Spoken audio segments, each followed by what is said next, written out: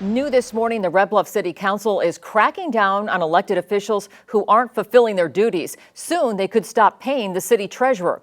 At next Tuesday's meeting, the council could approve an accountability ordinance for elected officials. If they don't show up for meetings or don't perform the job requirements, they won't get paid. Listen to this exchange from a meeting in January where they talked about the job performance of Red Bluff's elected city treasurer, Donna Gordy. But I don't know if you folks are aware that we're laying out $300 a month for a treasurer who we haven't had a treasurer's report in a couple of years. and there's nothing we can do. So if you notice that this includes more than council members, and no disrespect, I have not met the city treasurer. I can see that she's online apparently, no disrespect. It's just a matter of she was elected by the people who live in the city limits to do treasurer's reports. We haven't had one since Tom said, and we are paying her $300 a month. I just want to remind everybody that we did try to do something Yes. by putting both, changing the treasurer and the city clerk from an elected position to an appointed position. That was on the ballot. It was also on other cities' ballots around us.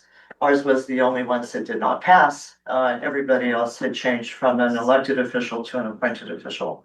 So we did try to do something different, but it wasn't approved. Correct.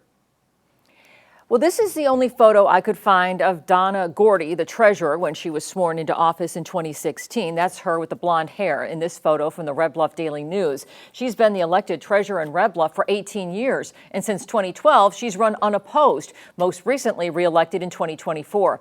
I talked to Red Bluff City Manager Tom Westbrook. He said despite failing to provide the City Council with financial reports for the last couple of years, Gordy continues to collect her monthly paycheck of $300. Early on in my career with Red Bluff, Miss Gordy would actually come to City Hall and review the reports here. I don't know why that kind of stopped happening, but we're trying to do everything that we can from the city side to make sure that she has everything required to get those reports certified and so that we can put them on an agenda. Just at this point, we haven't received the reports. How frustrating is it, though, that you have somebody who's being paid and not doing what you're expecting that person to do?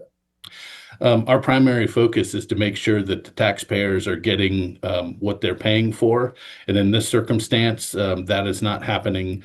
I just want to be a good steward, and the city of Red Bluff wants to be a good steward of the public's funds, and we're paying for a service that we're not currently getting. I've tried emailing and calling Donna Gordy to get her side of the story for the last week, but I got no response. The one time she did pick up the phone, she told me she wasn't feeling well and then hung up on me.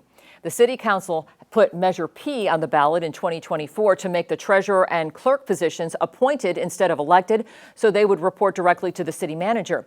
But Measure P was rejected by the voters. The final vote on this new accountability ordinance is next Tuesday night, and if it passes, Westbrook tells me the city could start withholding Gordy's pay starting in April if she doesn't produce the required financial reports.